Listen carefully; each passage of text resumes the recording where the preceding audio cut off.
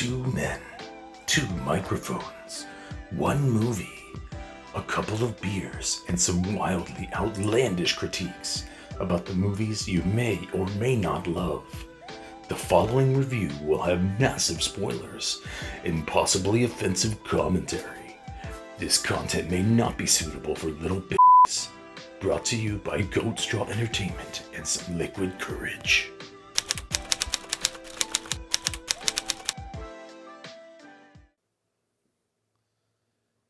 How's it going, movie lovers? Welcome back to another episode of Not Your Everyday Critics. Today we have a very special Halloween episode. We have a very special guest today. So I'm George Lugo, your host, and this is my co-host today, Che Guevara.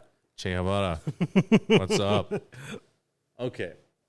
So if you guys have never seen this show before, what we do is we critique movies of every variety, genre, budget, all that stuff. And today we have a very special pick from our guests. We're gonna critique Trick or Treat. Trick or Treat, man. Trick or Treat is one of the most underrated Halloween films ever. And if you've never seen it, it is a must. It is a good movie. And I think there's like so much to this movie that I love so much. But when you really think about it, there isn't that much, that many Halloween movies that are surrounded in Halloween kind of thing.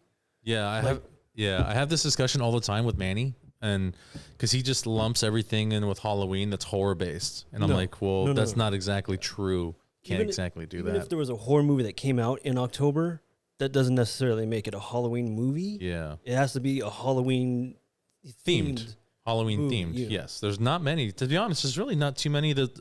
In comparison to Christmas, there isn't. In comparison to Christmas, not even close. Halloween themed movies. There's more children's Halloween themed movies than there are Halloween themed movies for adults. There's a million Halloween themed animated like movies. Those count. Those are film features, right? So, but either way, is that why we feel so gypped now as we're adults? There's not enough Halloween movies that steer us, like to remind us of our childhood, like how we grew up on Halloween. I feel like it because there was like a good amount of movies that came out like that were Halloween based, and then like there's not really that much anymore. Yeah, you know, and like last week we reviewed Hocus Pocus, and that was probably by far one of the biggest, if not the biggest, Halloween themed movie. Just probably, I'd say it's up there literally with Halloween the movie. I agree.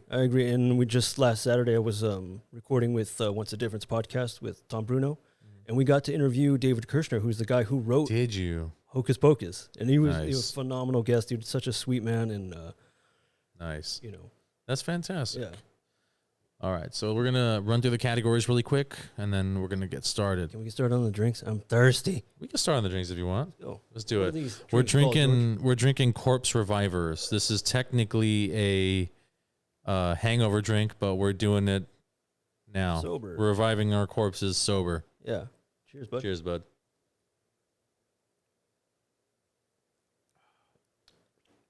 It's pretty good. It's not bad. I like it. I like that it's tart. A little bit. Yeah. I was gonna say if the gin was too overpowering, then it would.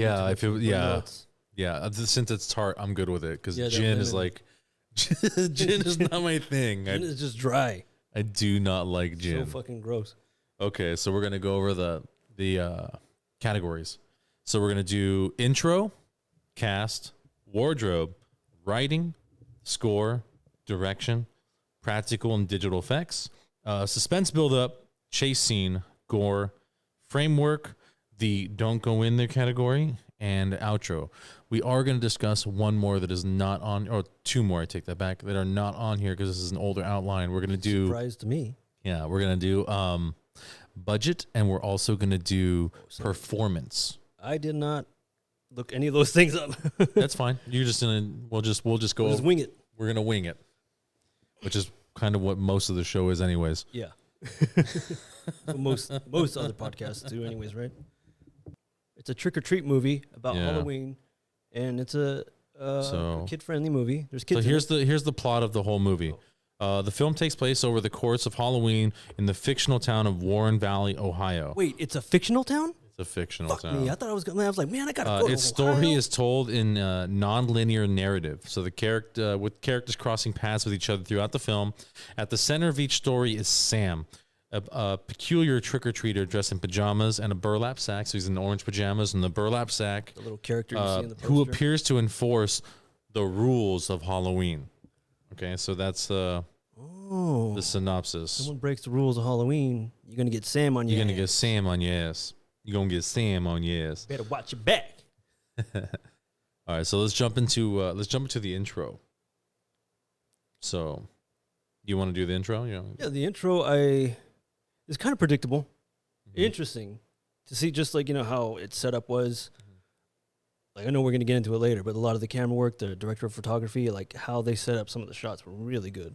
Oh, it's done really well. The intro done is really like well. Kind of like the sort of the typical early aughts, right?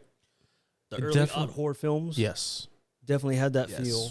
Yeah, so it had like that tip that's there, that classic, I guess, horror film. There's the classic tropes back in the early aughts. Yeah. Like if you don't have a kill within the first 5 minutes of your horror movie, you're gonna lose your fucking it's audience. it's very slasher. Yeah. Very slasher. So I dig that because it's like getting right down to fucking nitty gritty. I want to see it. Like, Yeah. let's go. So it starts off with a couple walking down the street. One's dressed as a robot and the other one's dressed as, I don't know, a Viking. I was thinking like a BDSM kind It could be. of guy. So they're walking down the street and they're just having some bullshit conversation that wasn't significant to the story. Yeah, she's like, "Are you gonna clean up? I hate Halloween." They get to the house, and that's why Sam killed her. Yes, Bitch. that's exactly why. Don't hate Halloween, kids. She walks up and she's like, "Oh, can you start putting the stuff away now?" And then the husband or boyfriend, I don't know, I want to say husband, he tells her not to put out the light in the jack-o'-lanterns because it's bad luck, right? There are some rules that she has to follow for Halloween, and she's like, "Well, if you don't do it now, you're not gonna do it tomorrow morning because you're gonna sleep in, then you're gonna wake up, and then you're gonna play video games until 4." And I'm like, "That's the life, dude. That's the life." That's That really guy, if you really think about it, that guy has a good life. He's got a great life. He's got a fucking great life. And now he's a widower. She so basically he can go out and find new women. She tells him to just go upstairs and just get started without her, and then she'll go meet him. So he goes upstairs and he watches porn. VHS tape, VHS Porn. cassette tape of porn. That is some old school shit. Right? That is some old It's like school I shit. made a mixtape of my favorite porn scenes from the 90s. You have a VCR player, right? All Bush. That's what it's called. It's called All Bush. Hey, you in the bush. So she's starting putting things away. She's taking down the props of the ghosts. Ripping down these goddamn She's ripping them down. The shot's done really well because it's like a Every close up. single one, yeah. Close up Like, of is someone in the there? of the ghost prop, and she pulls the sheet off it like super fast, and it's like a quick cut to the head. I was like, oh, Yeah. it really puts you on edge as it starts. It was suspenseful, and you're thinking, It's like, very this is gonna suspenseful. Be it? This is gonna be it? And then she notices a guy just standing across the street, just looking at her, like all creepy, and she starts getting weirded out. But then all of a sudden, a Volkswagen bus drives up, and he's like, "Oh, okay," and jumps in. What took you guys so long? No big deal. He's yeah, no just big waiting for deal. a car. And then she goes to pull off another one, and that's when Sam attacks. Yeah. So Sam attacks, jumps on her, right? You hear like this. It sounds like a wild animal. Like it doesn't sound human. For sure, it doesn't sound human. Does not sound, yeah. And she's like fighting it, and she got now the sheets over both of them, and you can't see either one, and they fall through the fence at the front gate.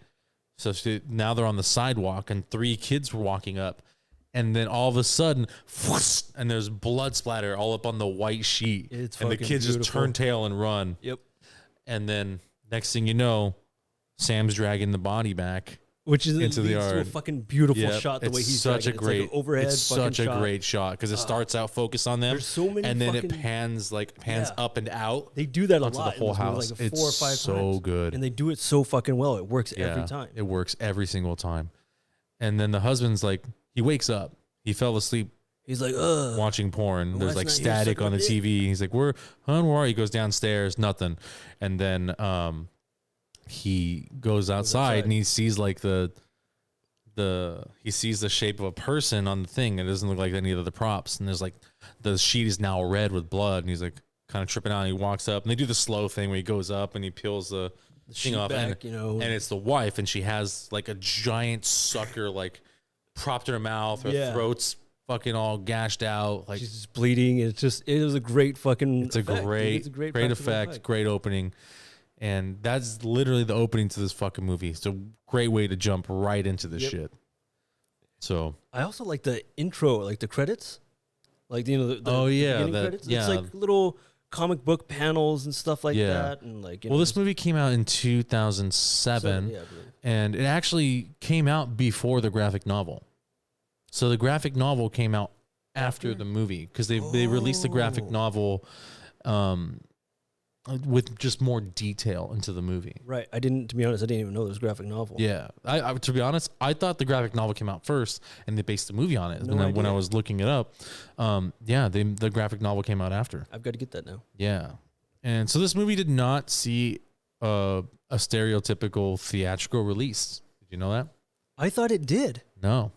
It got it went to a bunch of film festivals, right? But it didn't get like a big theatrical release. Wow. It was kind of crazy.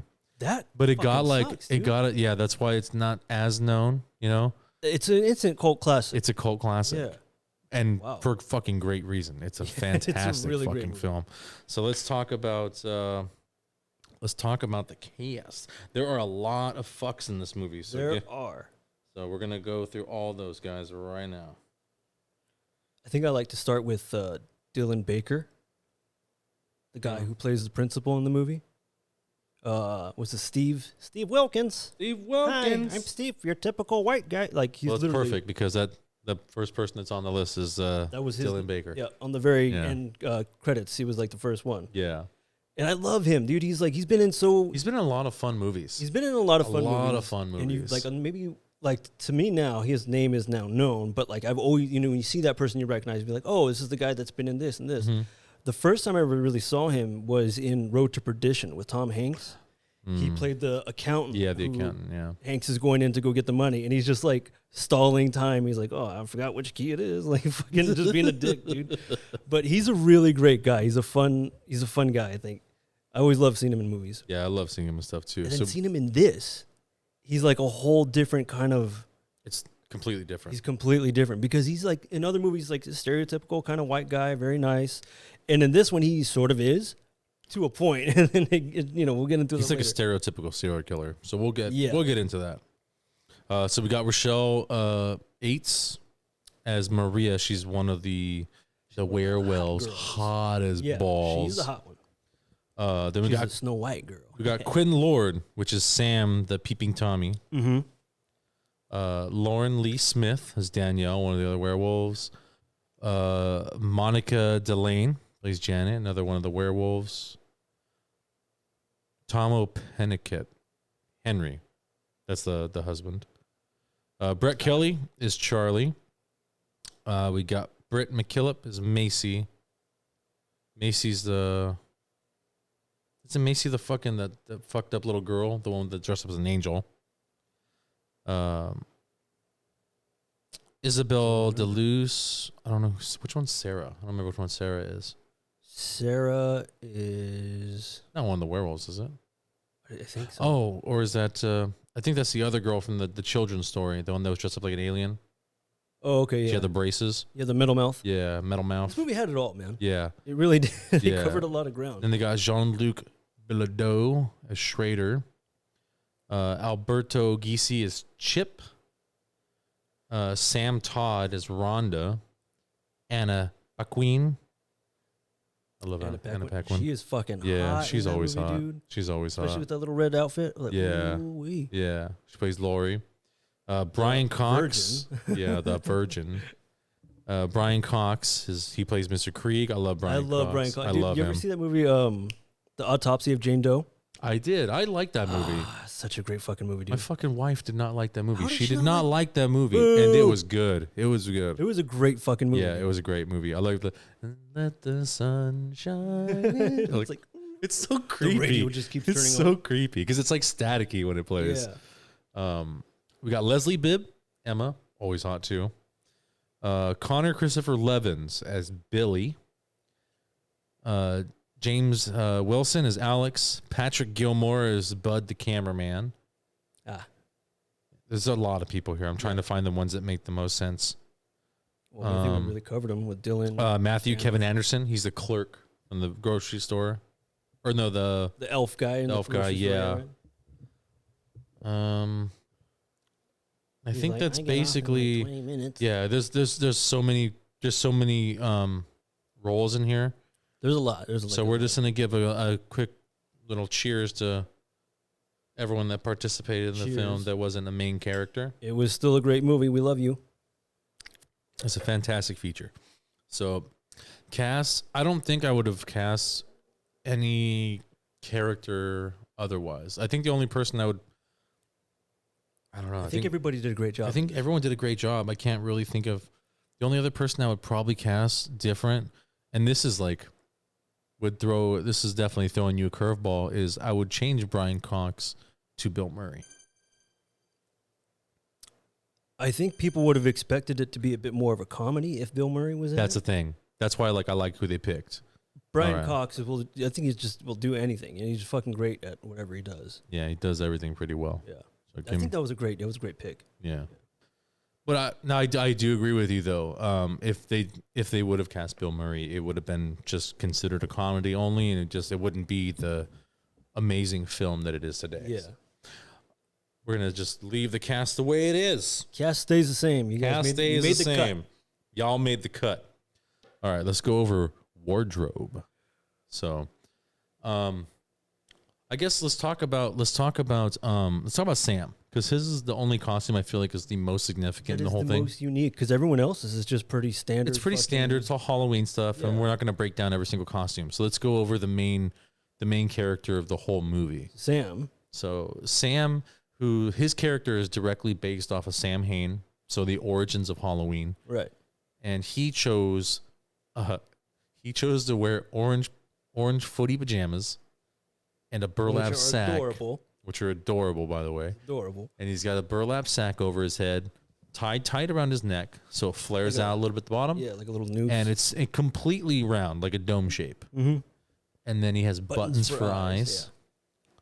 Yeah. It's super unique, because I remember seeing it for the first time, and I was like, it's not threatening, but it's so creepy. It's what was the word I was looking for? It's kind of like disturbing, unsettling. Yeah, it's definitely unsettling. It reminds me of like The Orphanage. Something the kid like that. with the burlap sack on his head. It's kind of like that. Yeah. It's something about children and having bags over their heads. It's really creepy. unsettling. It's super unsettling. Yeah. Don't know what that kid's up to because I can't see their face. Don't even know. Like, so are you a good kid, bad kid? I think definitely whoever thought of that, genius, fucking genius. I think that was who's the guy who did this? Daughtry. Yeah. Was it Kevin Daughtry? Kevin, I think. Mr. Daughtry. Mr. Daughtry. I mean, that's something we could figure out with the power of the internet.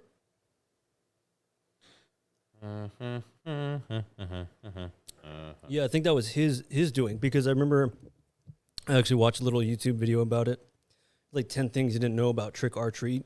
It's Michael. Sorry. Michael. Yeah. My bad, Michael. I called you Kevin. Michael Dougherty. Dougherty? Yeah, that's the way it's spelled. Dougherty.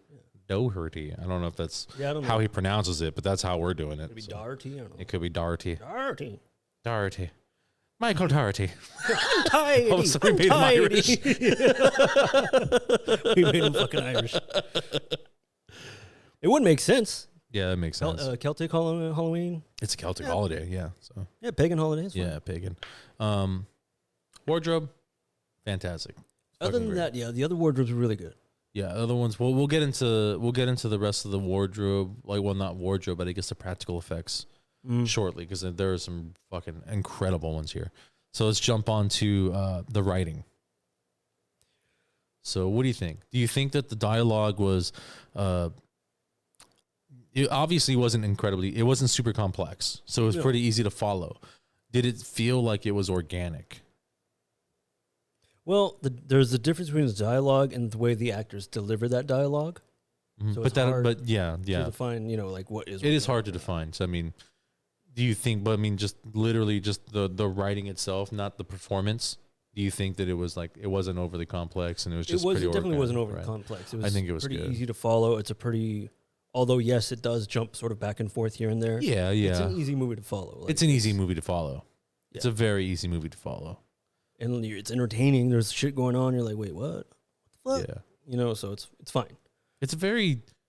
I want to know. I kind of wish I could ask him if he had any inspiration from Tarantino, because he does a lot of that in this movie. A little bit, you know? yeah. He does a lot. It's almost like the Pulp Fiction of Halloween movies. It kind of is, because it literally starts at the end. So that's kind of interesting. So writing, I liked it. writing's good. Writing is good. It's easy to follow, like you said. And Yeah. if I were to get into it a little bit, I think the delivery with the actors, I think, was good. I think more so when it came to the kid actors, like Rhonda, for example, I think maybe she kind of had a hard time understanding who her character was, that sort of outcast, and she had like that weird sort of like, was it the way she spoke or her timing of how she spoke? That kind of threw me off a little. Yeah, we'll get to that, but definitely Rhonda's character was one of the weaker actors. So we'll get to that. But I mean, she's a kid actor. But she's a child actor, so yeah, we got to cut some slack. Let's go on to the score. So one of my favorite things. Dude, the score was fucking amazing here. Yes. It's so good. It's very that instrumental, like that classic horror. That classic horror. Dun, dun, dun, dun.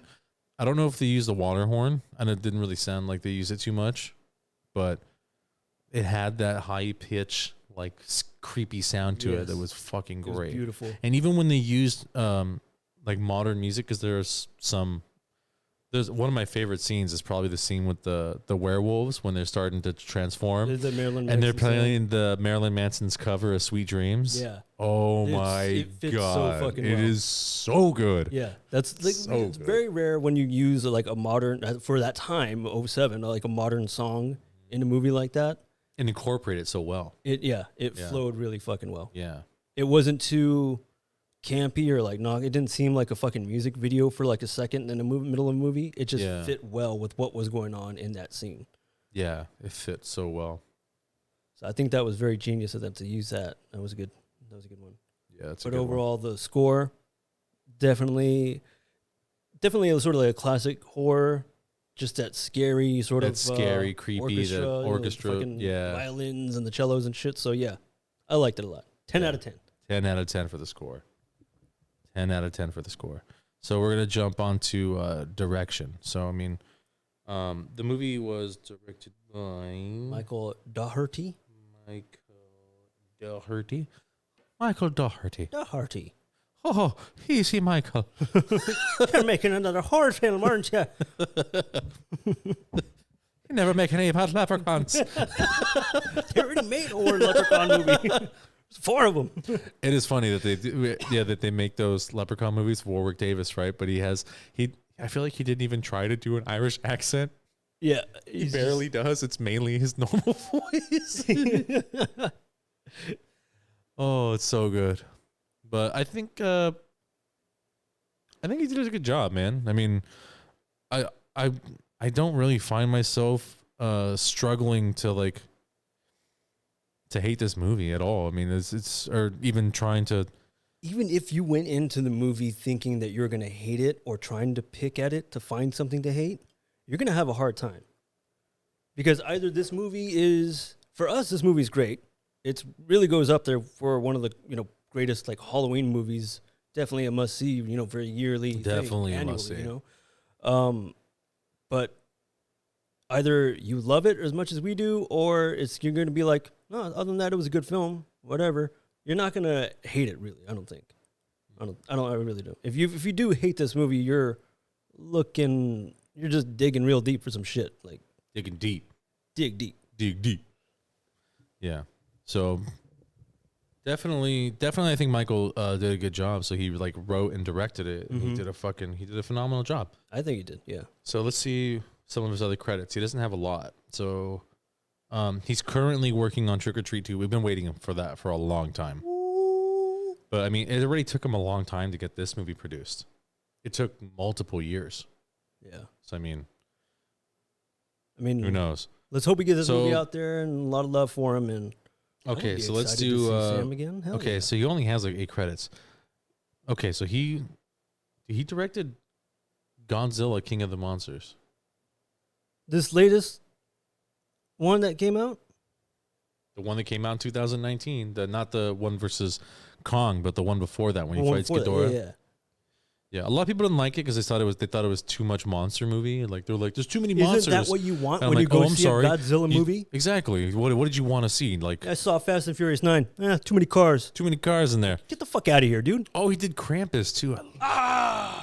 Oh man, I can't wait for that one. Love Krampus. Krampus is fucking great. So he does a lot of shorts. So he did Season's Greetings, 1996 short. Mm-hmm. He worked on this thing called Cartoon Sushi, came out in 97. Is that when we first saw Sam? I don't know. Or was it could be. Because he did like an animated short. I saw this thing on YouTube. It was like, so he did like the character inspiration for Sam. It could be this. It kind of looks like him there. When is it a thing? 1996. Yeah, he did that in college. It was like an animated short where there was like a little kid. I think it's him, dude, to be honest. Looked like Sam. Looks like him, right? Right here at the bottom? Yeah, that's him. That's him. So that he goes trick-or-treating and then no one answers the door and he just kind of like looks sad. And that he just kind of stuck with that character. And he's like, I liked Sam and kept him. And that's why he was in Trick or Treat and became the sort of... You know, I mean, just Sam. Looking at... Okay, so let's take some of the movies, the few movies that he did make from this. Right. Godzilla, King of the Monsters. Great fucking movie. I'm sorry, I don't give a fuck what anyone says. People are like, but the story wasn't good. I'm like, oh, I'm sorry. Was the story for Godzilla, King of the Monsters? Yeah. What did you want? Was it not compelling? To speak, you want Matthew Broderick to come back in here and Godzilla to be like, oh, a friend. You want Leon the Professional there? Exactly, dude. It's not Elvis impression. It's a Godzilla film. It's not gonna be like an Oscar-winning movie. The whole reason you go is for the monster mayhem. The fucking entertainment and that whole. Yeah, exactly. Krampus. Jesus Christ! Holy if you guys have not seen Krampus, I don't know what you're doing with your life. It's so good. I think that's another. If you're looking for a Christmas holiday movie that has horror in it. Krampus is definitely the one. That's the one you got to go. It's definitely the one. So I think, okay, he's only done like 3 like full length feature films, but those are like actually 3 incredibly good films. I mean, especially when it comes to like the Trick or Treat, like this is like a cult classic because, like you said, it didn't come out in theaters, right? Yeah, film festivals, lots of film festivals, and then it went to like a DVD and Blu-ray thing, which is such a bummer, you know, because it deserves its light of day in a fucking theater. It really did. It really did.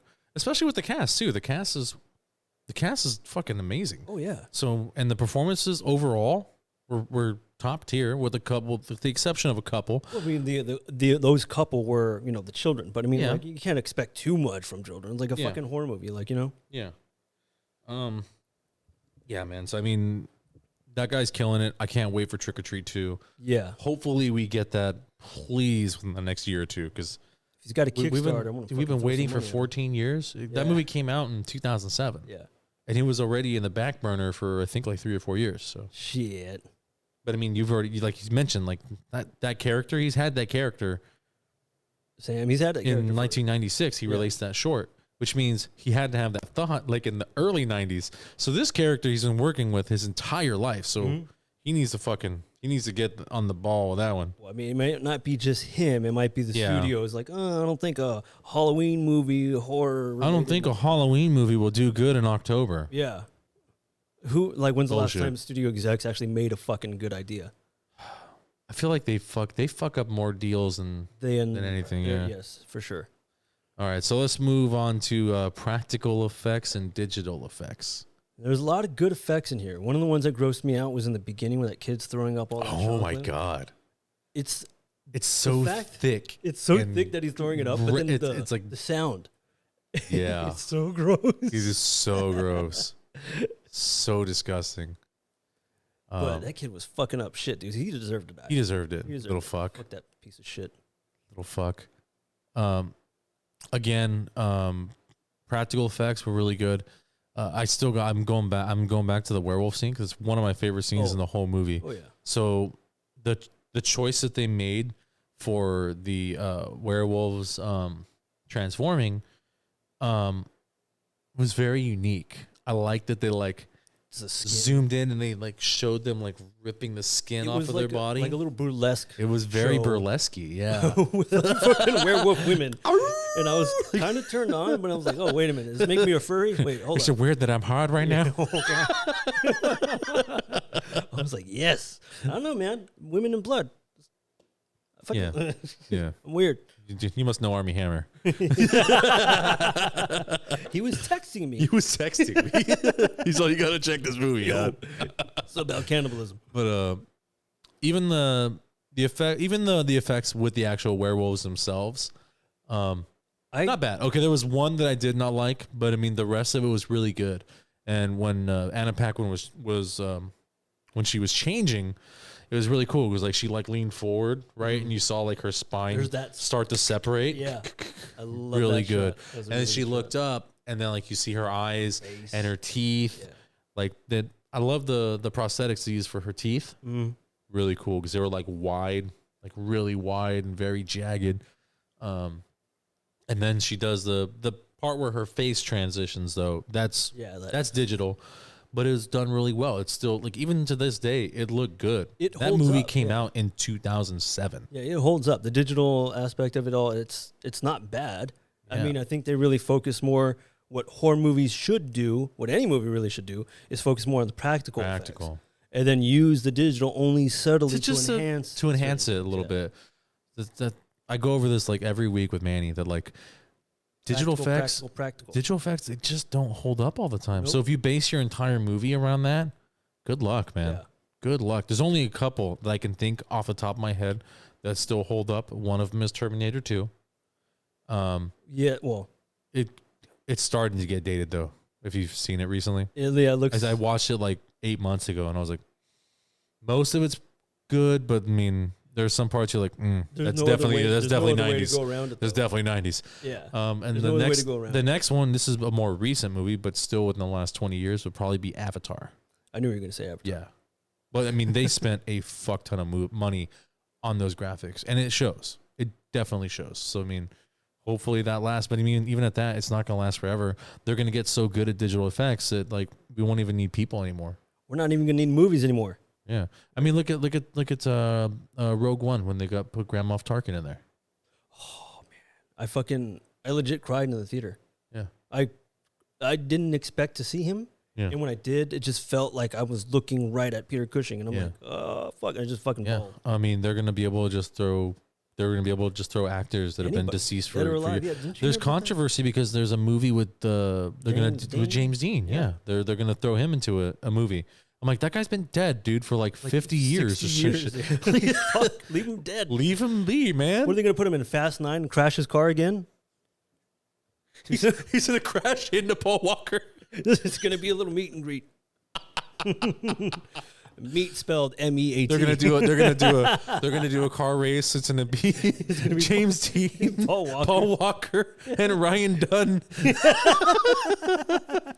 We're gonna get canceled for this. Oh yeah, is episode 5 of this? Yeah, it's episode 5.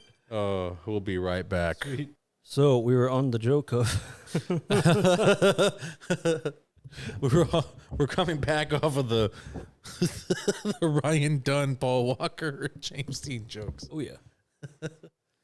I think what were we talking about? We were talking about practical effects. We're talking about practical effects. Go ahead, man. I don't think. Was there anything in that movie you did not like? Not really. In Trick or Treat, no. Yeah. I don't think there's anything in that movie that I saw that I did not like. All of it was pretty good. Everything was great. Yeah. All of it was pretty good. Even Sam, I love that his whole thing was completely practical. I don't know what he was, bro. He's like a little mini pumpkin head. He's human body, but like pumpkin head. Yeah, like Pumpkinhead. Because you remember the horror movie Pumpkinhead? I love Pumpkinhead. Yeah. I love Pumpkinhead. He's like a real Pumpkinhead. I'm like, ugh. Yeah. Overall, practical effects, thank you for using mostly practical effects in this movie. It was fucking amazing. So we're going to jump on to suspense, like build up. There was a lot of that. There's a lot of that. I mean, they even do it in the very opening of the movie, like we talked about. Of course. And they use it throughout the entire film. You know, some parts get lightened, but I mean, overall, there is a lot of horror buildup in this movie. I think one of the best parts they use it at is the suspense build up when they're at the rock quarry by the lake, when she's giving him the story behind the whole tragedy of the bus. Yeah. And then that suspense of when they're down there, when they're going down in the elevator. They're already. It's just like the fog is like there. You can only see the lights from the pumpkins, and one of them goes out, and then the other one goes out, and it's like, oh fuck, like Right. And then like you're traveling down the elevator, and they can't stop it. It's like it's going down. It's like it's not much. It's more like a lift, like a shaft. It's for working. Yeah, it's like a mine shaft construction. kind of shit, yeah. Construction elevator. So it's not like, oh, stop here, I'll take off on this one. 31st floor, menswear. Right. Going up, sir. Going up here. Your floors. Yeah. So I mean, suspense build up. I think they did a great job. They used it at the right time. Yes. So They don't overdo it. They don't overdo it. It's not like every fucking scene is going to be like... Yeah, and they didn't really use any jump scares. I'm trying to think of any. I guess Sam was one when in the beginning. And then he was another one at the end when he was at Mr. Krieg's house upstairs when Mr. Krieg's holding the shotgun, and he looks upstairs and he sees Sam run by really quick. But it wasn't that much of a jump scare. Much of a jump scare, yeah. So that's not too bad. Yeah, I prefer movies without the jump scare, really. Yeah, man. People, they abuse the jump scare. It's like, jump scares are great. Cheap effect, man. It's cheap. It's a cheap way to scare somebody. Even at that, it's like, you don't really terrify someone. Nope. You only get them with loud noise and flash. Yeah. So okay. The whole point of a horror movie is you're supposed to scare the viewer from start to finish, right? Yeah. You want them to feel terrified. Psychologically terrified Yes. from You want them to feel terrified. Yeah. And then especially when they go to bed, they have to jump into bed because there's something underneath. They're afraid of that shit. Not just like, oh, well, they got me at that part because the music was loud and there was a big flash or something. Like, because that's not scary. It's not. You know, so they use. I felt tactics as jump. It's a cheap tactic. It is totally a cheap tactic. Most modern horror movies are like that now, so it's a little upsetting. I don't know why or when it became a staple, but I want to say like after Paranormal Activity started becoming a staple. Oh, well, Paranormal Activity was kind of a shit movie anyway. It was mediocre. Yeah, it was mediocre. Yeah, a lot of people they make it overrated. They hype it up. It's not that good. All right, so let's move on to the chase scene. There wasn't the chase scene of Rhonda running away from the I guess that's the only chase scene in this movie. Yeah, we have the chase scene category in here because in most horror movies there's a chase scene. And I think that's the only one that I can. No, there's the one with the vampire, or I guess Stephen Wilkins pretending to be the vampire. He chases the girl from the alleyway out to the street. Oh yeah, well that too. So they do that well as well. They do that really well. Yeah. It's a good transition. So. And he was like a really methodical fucking... He was in a fucking weird place, man. Yeah. To be honest, it would be nice if they just built a movie around him. I would go fuck yeah. If they built Dylan Baker, if you're gonna fucking do a movie just based on your character on that, I would definitely go to see that because they mentioned about his wife. How did his wife die? Yeah. I wonder. Yeah, he's just. Yeah, I like how it's really good. It's really good. Is like his kid is a fucking psychopath, right? He's breeding a fucking serial killer. It's fucking weird, dude. Yeah, it's really. I bet. Weird. Did you catch this fucking shit? So remember when he's in the back and he's digging the hole, right? And all of a sudden the body starts moving, and he's fucking beating the shit out of it, and then he like cuts the finger off and gives it to the dog, right? Yeah. At that point in time, that's a different child. So the fat kid, his head is already downstairs. Oh yeah. So the body in the thing is a different child, kid. Yeah. It's like, how come they didn't cover that? Where did that kid come from? Yeah, whose kid is that? So unless there's a flaw somewhere, that has to be a different kid. Yeah, because when he goes inside, his son wants him to come inside, carve the pumpkin. His kid's already downstairs waiting for him. Because headless bodies don't move and try and grab and get out. Yeah. It's the head that usually tries to move and react for a few seconds after it's been. I think it's like 15, 20 seconds. Yeah. Like that, yeah. But, yeah. That dude's just killing motherfuckers all night on Halloween. Yeah, dude. And that's what I was curious about. I'm like, that's the most perfect time, especially in a town like that celebrates it, like all that drinking and sort of debauchery. Like he can get away with so much murder, and no one's gonna fucking suspect the thing. Like, oh, me, I was at home with my kid, just here carving pumpkin heads. Fucking, no one's gonna think anything because he's like the principal of the school too. They mentioned. I'm like, you're right, dude. If they gave more background, if he's not in Trick or Treat 2, I'm gonna be very disappointed. Well, he won't be. Son of a bitch. He won't be. Whatever. Unfortunately. But it would be nice if they did a spin-off story. I wish, dude. That'd be a cool serial killer movie. Even a fucking graphic novel of like who A he graphic is, where novel he would be came from. fine. Yeah, something. That'd be great. That'd be great. Or if it was a Trick or Treat 2, it's his little kid grown up and he's carrying what his dad done did. He's like, yeah. And now he's like, he's even more fucked up in the head. Yeah, bro. That'll be good. Yeah.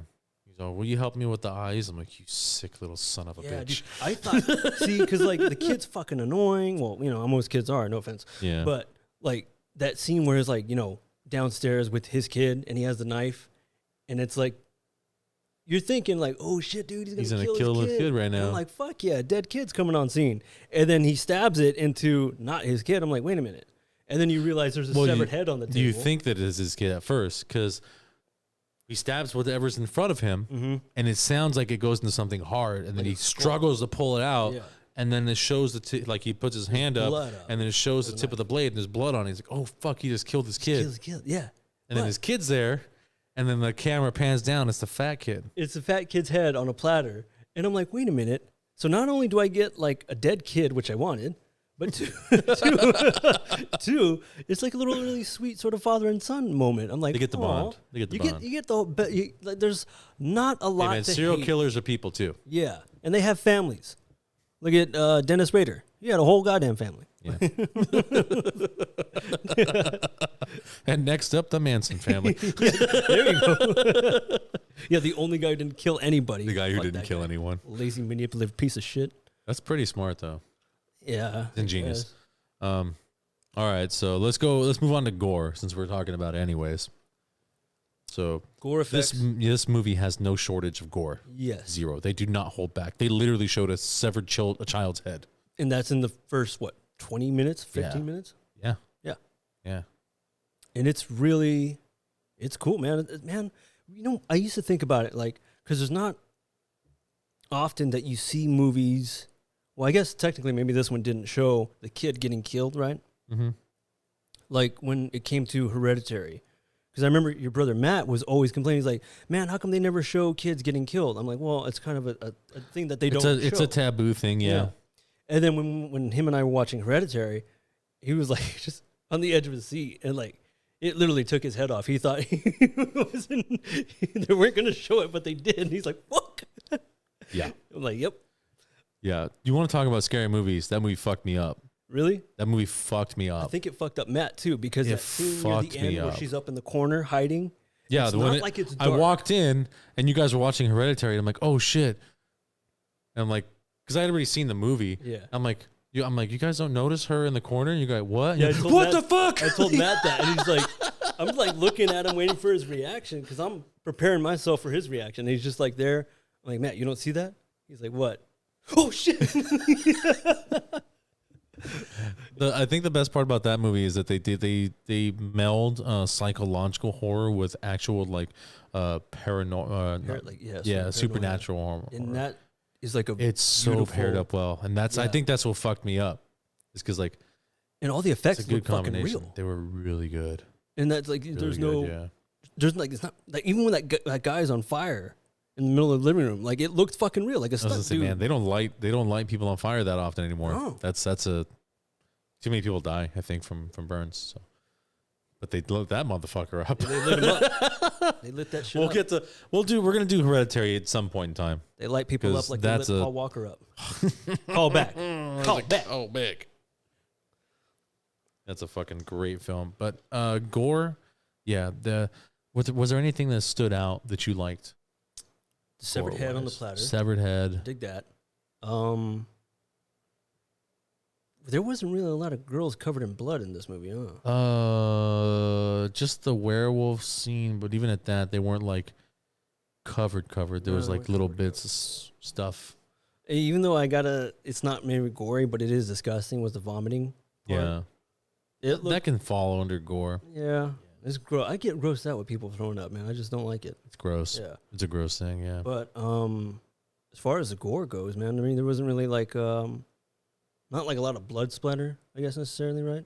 Wait, Gore, well, it's practical effect probably, was when he shoots Sam with the shotgun, and he's just like little pumpkin. He's pumpkin seed. Pumpkin seeds like, in the guts.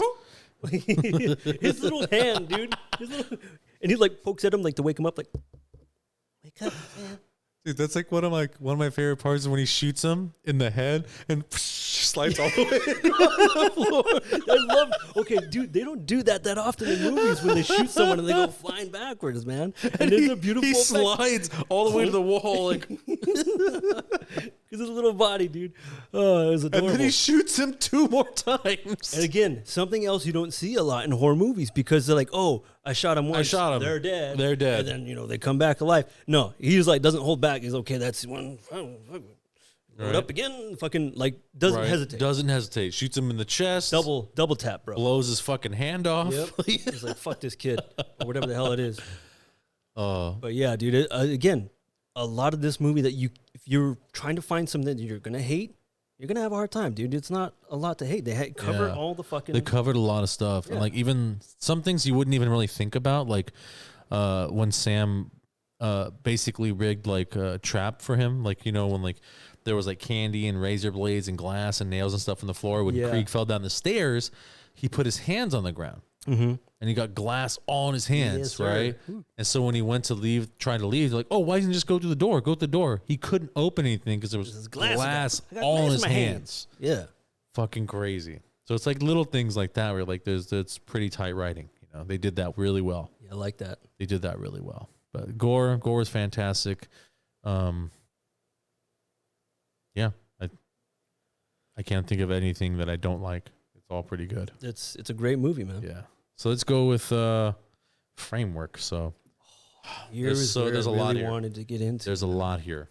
There's a lot to unpack. Do you have anything in particular that you like the most? God, the most? Yes. The most.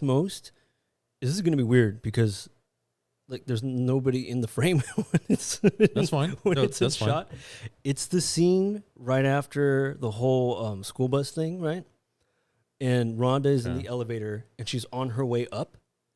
But the framework is there, and that's sort of like, oh shit, it's sort of like on that walkway to the elevator, and then the elevator shaft itself, and it's just framed so perfectly in the middle, and you just the way the color scheme is, and like it really gives off that ambiance, like the vibe, I guess, of the fucking scene. It's night, foggy, fucking. You hear the elevator coming up, and boom, and then it finally pops up. The camera's just there, and you're waiting for the elevator to come up. That's my favorite fucking shot in that whole movie. It's like the way it's framed. That's a good one. Yeah.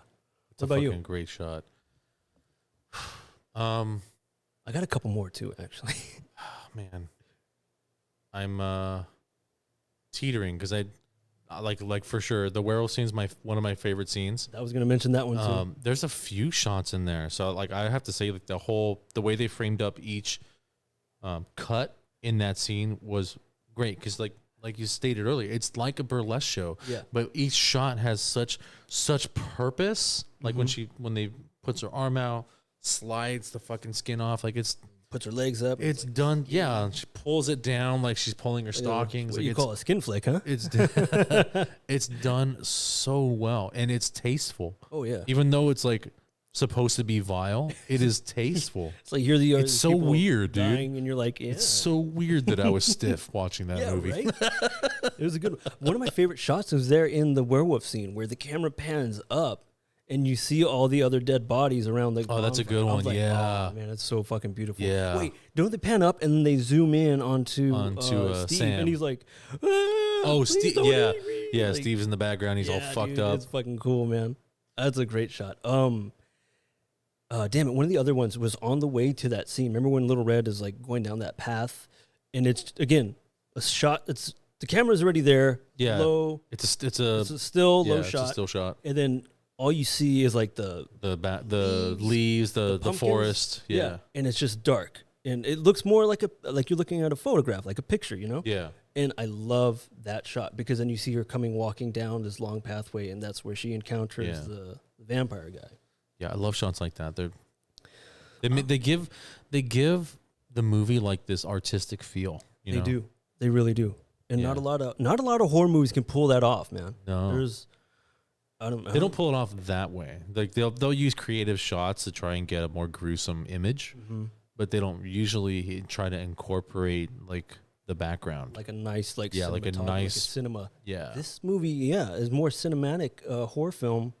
Has more elements of cinematic Horror. cinematic horror in this movie than most other horror movies for sure. Yeah, it definitely does. Yeah. It definitely does. Yeah. Way to go, framework. Right? Oh, That director of photography is amazing. yep. So let's do the don't go in there category. So, what do you think? What would be a good don't go in there? Well, for starters, probably the fucking bus. They not only went in there, they went down there. Like Yeah, I think that would have to be the don't they go in went there. in the elevator shaft and they went down Yeah. like fucking idiots. Like, couldn't you just leave the pumpkins right there on Yeah, the you cliff? could just be like, you know what? Here We're you go. good. Yeah. We're good. We're good. I guess another don't go in there would be Mr. Krieg's, right? Mr. Krieg. So where were we at? I think we we're talking about Krieg. I think we're talking about Krieg. Oh, which part about? Okay, yeah. So, definitely the don't go in there with Mr. Krieg. He did a lot of the no-nos. He did a lot of no-nos that you would technically. He went outside when it was like, he could have been minding his own goddamn business. Yeah, he could have. You know, He could have, and he would have been. He would have been safe. he would have been alive. He would have been safe. Well, he did live. So Wait, no, he didn't. Sam didn't kill him. Sam didn't kill him, but Yes. the ghosties. Yeah, they do. They do came show back. up. They do show up. But he did do a bunch of horror movie no-nos. Yeah. So, and definitely the most notable of those would be to go upstairs. Yep, he went upstairs. And He then- literally could have left. yeah, he could have just stayed downstairs. He could have. He Cozied could have up- just went. He could have just left. He could have just left the fucking house and just keep walking until daybreak. Yeah, something.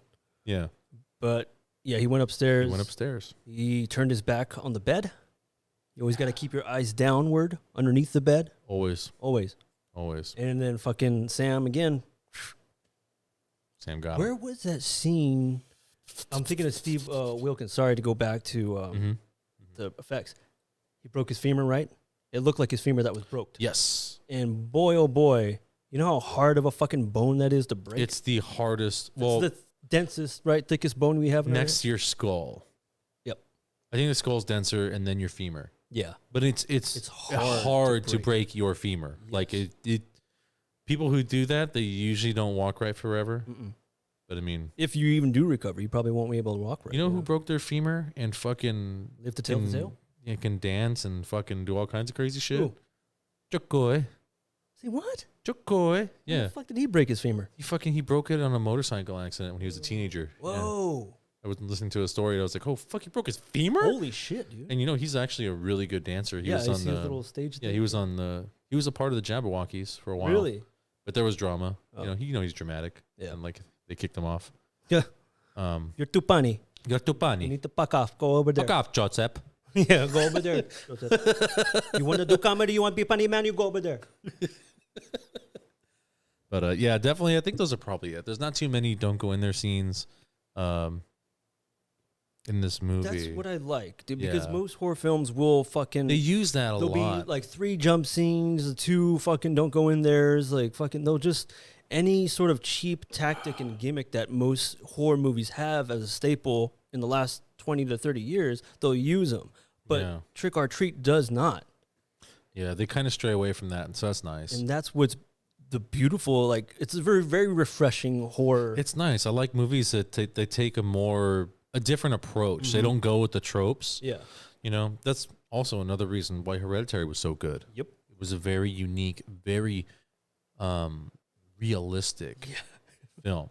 Dude, her fucking performance in that movie pissed me off because she didn't get nominated for an Oscar. The Yeah. fact that horror, the category, she deserves It's it, man. it's Her- frowned upon. They don't. Her Has there meltdown- ever been a horror movie that won any Oscar? I I don't think so. honestly don't think. Not even incredible ones like The Shining or Exorcist or I mean, I think The Shining might have. I mean, it might have gotten some notoriety because it's fucking Stanley Kubrick. yeah, but I mean, it's a horror movie. Yeah. That's the thing is they look at that and they're like, They're like, yeah. I mean, because don't get me wrong, most horror movies are just strictly for entertainment or the frights and the scares and everything. Doesn't mean it can't be done well. Doesn't mean it can't be done well. Doesn't mean it can't be tasteful you either. have such a fucking phenomenal director like Stanley Kubrick directing like something like The Shining. Like, Yeah. of course, that's going to be on somebody's radar. Fucking great. That movie was fucking great. So a movie like this that had those elements of cinema incorporated in the movie. And I think a lot of people will probably just ignore it. But when you give this movie a chance and you watch those scenes that were in particular our particular favorites or whatever, I think you'll probably agree that it's just a visually stunning sort of looking at a work of art kind of thing. Yeah, definitely. It's definitely looking at a work of art. So yeah, they don't go in there. Not too many. Thank you. Thank you, Michael Dougherty. Thank you, Michael Dougherty. Oh, you're a fucking saint. You must be sent from the angels. Okay. So let's talk about we're gonna go over budget first. Then Things I do not know. I did not. Yeah. So go ahead. The budget was incredibly low, even for a horror movie. Who would have known? And also even with those actors. It's even at the time, Anna Paquin, Brian Cox. She was already in the. She was already in True Blood and stuff, and she's already been in X-Men. I was gonna say, yeah. You know, I mean, she was in a lot of stuff. You know, Bryan Singer did executive produce this. Yeah, but I mean, even with that, the budget is so low. How much was the budget? The budget was $12 million. 12 pesos. That's it. $12 million. $12 million. That's it. How much was the budget for fucking Paranormal Activities? I can't imagine it being any more than that. I think it. Could you look that up real quick, please? We could look that up. In comparison to movies that, like, okay, most times if you have a low budget film, if it doesn't get the proper audience that it deserves, yeah, I'll probably, it's an okay. So for me, there's a lot of low budget films that don't really get its. They don't get their due because they're low budget, even though they're great. Yeah. To me, story is always going to matter. That's what matters the most. That's the whole reason you watch a movie. Yeah. It's the story, and as long as you have the actors that are able to convey those emotions that you're trying to seek out for within those characters to help you tell this story, you're going to have a great movie. Might be a low budget, might be, a cult classic and beloved by those who've seen it, but that's what's going to happen. That's what's going to happen. Then you have a movie like Paranormal Activity, which was like, how much was that one? $28 million. So you had a $28 million, another low budget movie, but then this one goes off to be a fucking... They got like 6 movies or some shit. It's fucking horseshit. And here we are struggling to get a Trick or Treat 2. Like, come on. Yeah, and Trick or Treat is definitely a better movie. It's... Don't get me wrong. I kind of like the first Paranormal Activity, kind of. But I mean, the problem with watching a whole series that's based off of nothing.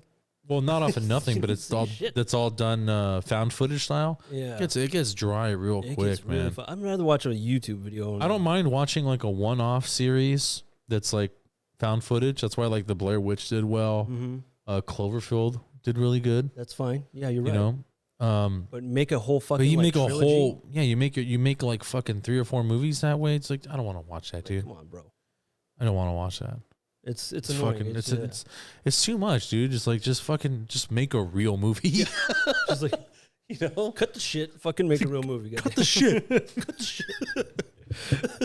But that's what I mean. Like when I go into like that sort of like detail of like even though it's a low budget movie, a lot of them need to be given that sort of chance because quite often you'll probably find yourself really emotionally invested into the story and the characters. Oh, definitely. Definitely. Like, for sure, like, with the first fucking 5-10 minutes, George and I were just going on about fucking Stephen Wilkins, about how we wanted to see a movie about him or his son. I would love to see a movie about him and his son, dude. That's fucking amazing. I mean, you don't really get that in a horror movie. You're like, oh, this character was the most interesting one. May not have been the main guy, but he was the most interesting and very entertaining and someone I would like to find out more about. Yeah. You ever got that in Paranormal Activity? I couldn't even tell you shit about that movie, other than it sucked. Fucking VHS is better. VHS was pretty goddamn good. Okay, so budget $12 million. 12 mil. Incredibly low, even for a horror movie. And That's with those actors in there, Anna Paquin, Brian Cox, and then those are high. what's his name again? actors. Baker, Dylan Baker. Dylan Baker. Yeah. Those three are they're pretty well known, even at the time. Yep. You know, so like I feel like fuck that could have been just a budget for them. I was gonna say, but let alone for the whole fucking movie. Yeah. It's insane. And it didn't, like I said, it didn't have box office. It didn't get released. Didn't get released in theaters. It went to several different film festivals.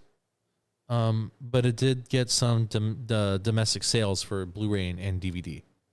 So this is where they made.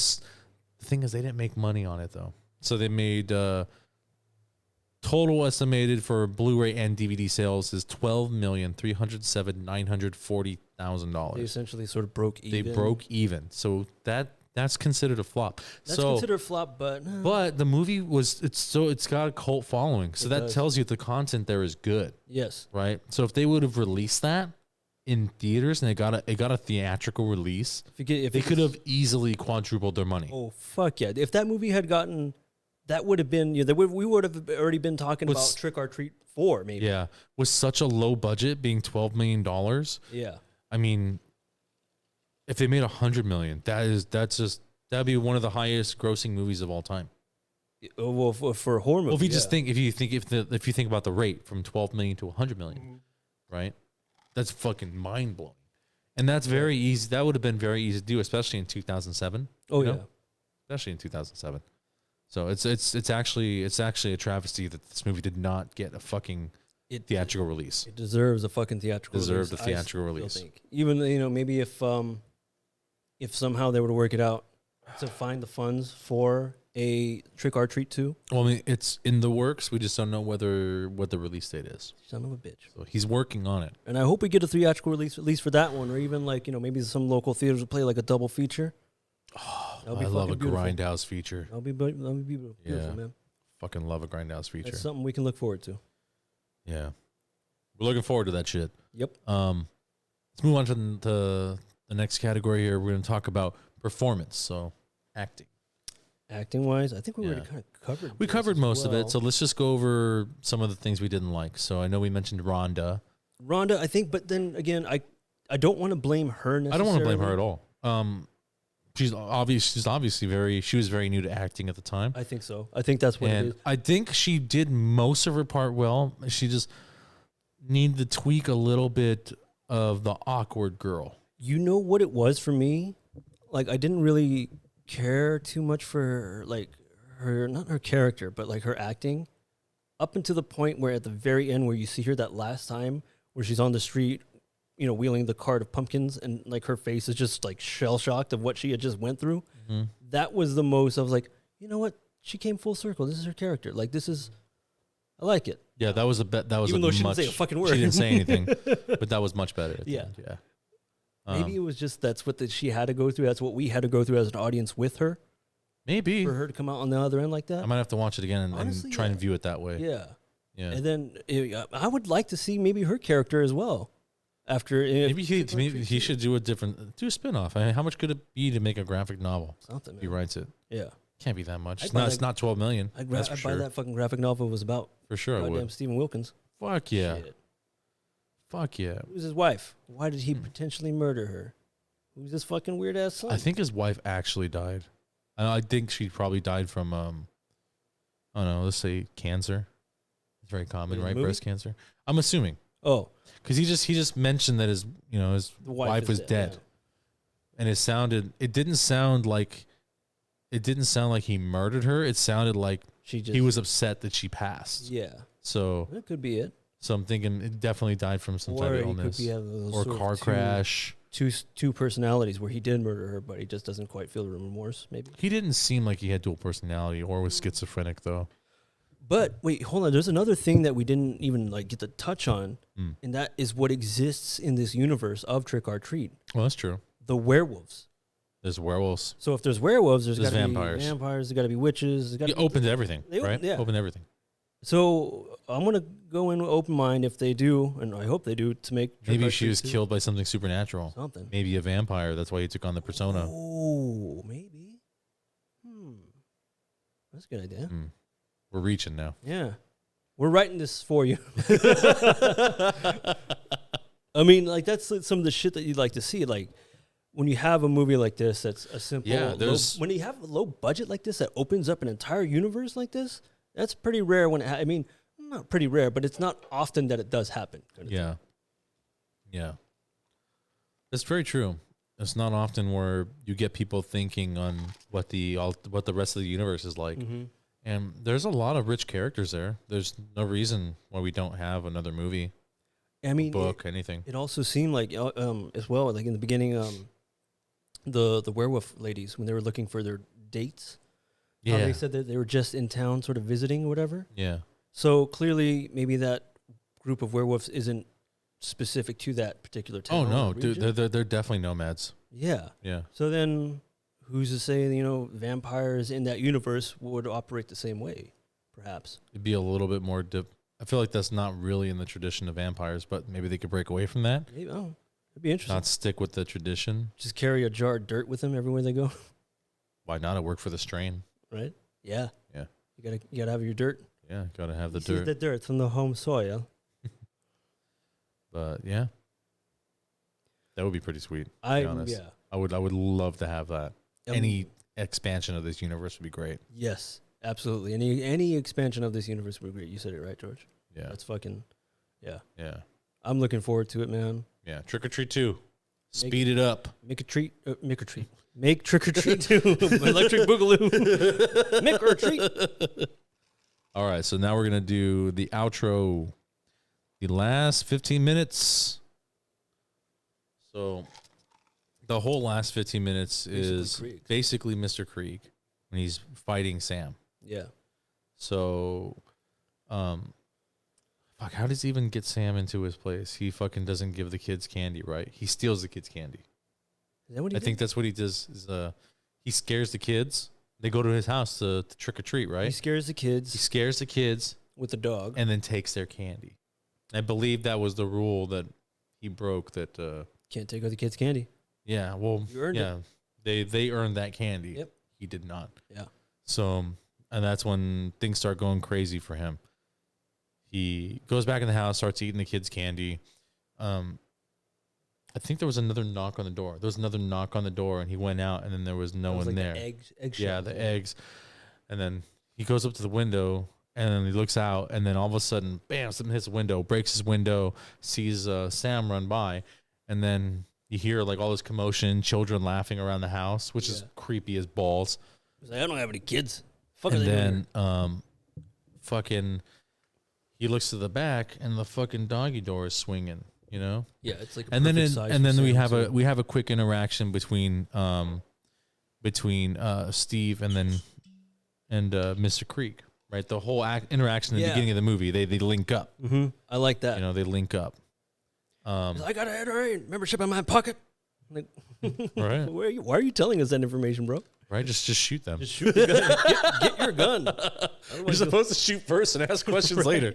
So he has the interaction. He goes back inside, and then that's when things go fucking shitty for him. Like Sam's upstairs, the power's like getting cut off. Mm-hmm. We have that quick scene where Sam runs by the hallway, and then he goes into the room, and he goes into the room upstairs, and he sees like there's something moving under the bed. Already? Okay. So Mr. Krieg goes into the bedroom, right, and then he notices on the bed that the bed's moving, or there's something under. Like something was jacking off under the. It kind of looked weird. like Sam was jerking it. Yeah. Right. He's like, "Here's my candy cone." I got a lollipop for you. So he goes and he lifts the blanket off, and it's like just a toy, a mummy toy hand that's moving. But it looked like a little skeleton hand, right? Was it a skeleton hand? But it's a toy that's moving. Though. It's just a toy that's moving, and then. There's like a flash, and he sees all this writing all over all the walls, ceiling, everywhere. Trick or treat. Trick or treat. Give me something good to eat. Yes, is fucking so great. I love that. I love that. Yeah. That's so good. And then what happens is Sam comes out from under the bed. This is why you got to look under the fucking bed, stupid. Keep your eyes underneath. Right. Keep your eyes underneath the bed, and fucking gashes the back of his leg. I don't think his tendon because he can walk still. Yeah. I think just the was back like of his calf. Yeah. Yeah, fucking gashes the back of it, and then he's like, Still painful. and he's like trying to get away from fucking Not Sam. Mobile. Yeah. And it's rough for him. It's rough for him because he's old as balls. He could barely breathe. You know, he has that Barely enough breath to hate he has stuff. what do you want? Yeah. And then he ends up falling down the stairs. We went over this earlier. He falls down the stairs, and when he hits the bottom of the stairs, there's fucking candy, broken glass, nails, razor blades, littered All the kind of stuff you want to find in your candy. all over the floor. Yeah. And then when he goes to get up, puts his hands down right onto the broken glass. Yep. And he's like, and he has to get up, so he's pushing the glass deeper into his hands. It becomes sort of like a little Home Alone aspect Yeah. of it.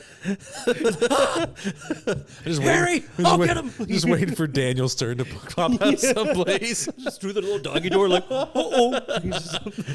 Right? Where's the wet bandits? And so at that point, he's like, basically like, fuck this. He tries to get out of the house.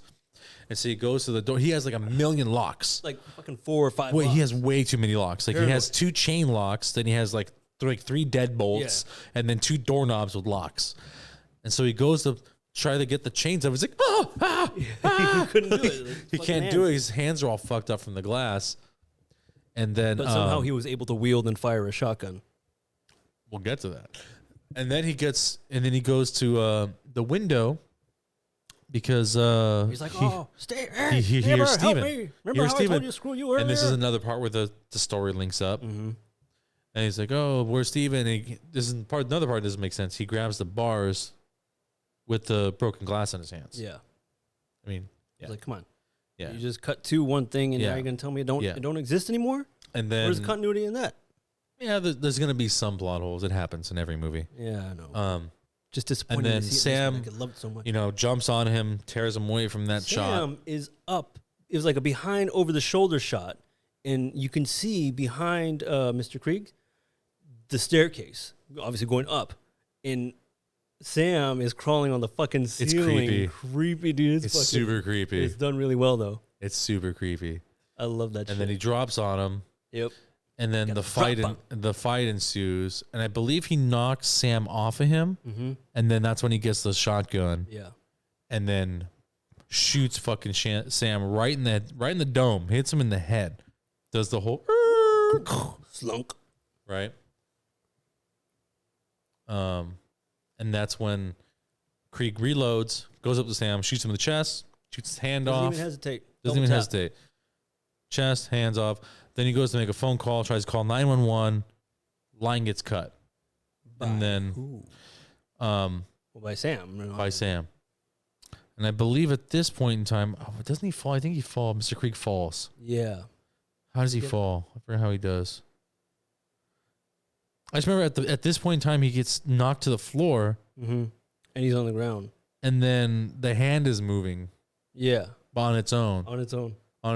Yep. And it's fucking with him. It looks so cool. And then one of the funniest lines in the fucking movie is he's like, "You gotta be fucking kidding me." It was really fucking great. It's the fucking best, dude. And then Sam fucking wakes up, grabs his hand, puts his hand is the one that wakes him up. It's like it comes crawling over to him, taps him on his legs, like, "Hey, wake up. Wake up, sleepyhead." And then just reattaches himself. Just reattaches his pumpkin innards, his pumpkin body. Little pumpkin innards. And then after that, he puts the burlap sack back on. Yep. Takes a bite of his sucker. Yeah. Or lollipop, I'm sorry. Takes a bite of his lollipop, and then it has that jagged edge that we saw from the very first scene. And he's walking towards Mr. Krieg with it. And it's funny because like you think it's like a murder weapon. It's literally a lollipop. It's literally a lollipop. But that kid's got to have some sort of fucking He must have some type of like magical power or something to make that lollipop like steel. Like that. He just bit into it like nothing. Like and so he's walking towards Mr. Krieg. Mr. Krieg's like, no. And he goes up the classic like the whole fucking like you're gonna like exactly like he's gonna stab him. Yeah. And he goes to stab Krieg, and Krieg's like, ah! And he looks down, and Sam had stabbed that candy bar that Mr. Krieg had originally started eating from the stolen kids' candy. Mm-hmm. And he sees that he got candy from Mr. Krieg, grabs it, eats it, and fucking leaves. He just walks out. He walks out. And he uses some sort of like force or telekinesis power. He uses the door just opens on its own and then walks slams through. And then it slams after he leaves. It's like, is Sam force sensitive? Should we be aware of this guy? Well, he's a supernatural creature, so I mean, he's got to be. You shouldn't be fucking with him. Period. Yes. And then after that, Mr. Krieg is like, "What the fuck?" Yeah. And then the scene like fades out, and then it fades back in, and then like more kids come to the door, and then Mr. Krieg is all bandaged up, like his face is all bandaged up, his arms slinged up. Yeah. And then he's like, breathing heavily and then giving kids candy. And they're like, "Thank you, Mr. Krieg." Yeah. And then he's like, "Cool." And he closes the door. He learned his lesson about Halloween. Yep. He turns away from the door and he starts to walk towards his chair and he hears another knock. But this time, it ain't trick-or-treating. It ain't trick-or-treaters. So he goes down to open the door and it's all the kids from the bus accident. Because he was the bus driver. He was the bus driver. He was burning pictures of him being the bus driver earlier. They want that the whole thing pans and he sees the picture as it starts to burn up. So we go full circle. Yep. Right, and then they show a shot of Sam outside, and then Sam sees that couple walking. He's like, "I guess I'll from go the kill beginning her." of the movie, and he sees that she puts out the jack-o'-lantern, and then he walks over there, and then that's the end of the film. So full circle. So technically, where the movie started is where the story ends. Yeah. So very Tarantino-esque. I liked it a lot, though. And it was really good. The movie was, dude, the outro, the intro, everything in between. Everything. Yeah. I liked how he had that little razor blade in that chocolate bar. Yeah. Because it reminded me of that Stephen Lynch song, the Halloween. The razor blades hidden in Three Musketeers. I was like, yep. I promise I'll let you go home if you swear not to tell a soul. Well, I'll just untie these. I'm kidding. Now where is my chainsaw? Let's rock and roll. If you guys haven't heard of Stephen Lynch, look him up. He's a comedian that does like singing comedian. Yeah, comedian. Does singing like Dimitri Martin. Does comedian. He's comedian. Does comedian. It's like Dimitri Martin, where he does like singing and comedy all in one. I don't think I've ever really gave Dimitri Martin a chance, man. He's good. Yeah. His humor is a little bit different though. A little drier, right? It's a little bit dry. Okay. Yeah, but he is funny. All right. He is funny. It's kind of like a British comic, you have to really pay attention and follow the dialogue. Right. But overall, Trick or Treat, this is one of the best Halloween based films you will probably ever see. Yes. It's to us it's funny, entertaining. It's captivating through and through, and it's one of those rare Halloween movies that its thematics specifically surround Halloween, or it takes place in Halloween, and you don't really get that often. No, it's usually just horror movies. It's usually just a horror movie. Just a horror movie. But very rarely do you find a horror movie that surrounds itself or builds itself up off of Halloween, the holiday. Yeah. It's not like not just something kind of dry like the movie Halloween with Michael Myers, because it's like he's a serial killer who just kills people on Halloween, and this encompassed all kinds of things of Halloween, like the lore, everything. Yeah, which I did. Right, really so there was like a supernatural element to it: werewolves, vampires, ghosts. There was some vengeance stuff. There was a serial killer. They encompassed almost every aspect of it. A lot, yeah. Basically every aspect of Halloween, all the stuff that reminds you of Halloween. Other than, I was going to say letting the children inside to drink beers. Yeah. The lady tried to offer them. She said, "Do you kids want a drink? It'll be our little secret. It'll be our little secret." Yeah, I was like, there it is. How come I didn't get invited to that party as a kid? Where's that party at? like letting the kids inside to drink beers, razor blades hidden, and Three Musketeers. This movie covers it all. It had everything. It had everything. It was, dude. I'm really looking forward to Trick or Treat 2 now. Can't wait. Yeah. Can't wait. So we're gonna come up to our final topic here. We're gonna do rating. My final thoughts. So, this was your movie. I'm gonna let you pick the head. The head. So, how we do how we normally rate shows on here is we go from 1 to 5 acting heads. So you just pick an actor, and then how many like stars you would give it, but instead we do heads. I give 5 heads. But what kind? What actor? Pick an actor. I gotta go with you know what? I love Brian Cox, but I think I love. You could pick any actor. It doesn't have to be someone from this movie. Oh, Any actor. okay. Well then, Johnny Depp's. Yeah, I knew you were gonna Obviously. say Duh. that. Yeah, I knew you were gonna say that. So I give 5 Johnny Depp heads. I have to agree. I know we did 5 last week for Hocus Pocus, but I mean, this movie is right there With Hocus Pocus. As far as your nostalgia. the captivation, right? And it's so on theme for Halloween. And it stays true to it. Yeah, and it stays true to it. It's fucking this movie's great. Again, another easy movie to follow. Mm-hmm. Yeah. It's not that hard. It's not hard to follow at all. He does a great job of moving you from story to story. Every story, and then some parts overlap. They let you know what's overlapping. They let you know what part takes place first, which part takes place later. It's fantastic. I hope you guys give this movie a shot. Give it a chance. Really. Give it a chance. Especially 5 Johnny Depp heads here. 5 Johnny Depp heads here. Yeah. Give it a chance, considering it is the month of Halloween. It's the month of Halloween. It would be definitely a great movie for you to watch sometime between now and even on Halloween itself. So Yeah, it's streaming right now on HBO Max. yes, sir. So give it a look. Give a look, give a listen, give us your thoughts. Let us know in the comments. Let us know in the comments what's up. Like, subscribe, give us all that nonsense. Yep. Be sure to check us out. Every new episodes drop every Thursday at 7 a.m. So That's good. until then, this is Not Your Everyday Critics. Special guest, David Raby. David Raby, George Lugo. Cheers, guys. Cheers.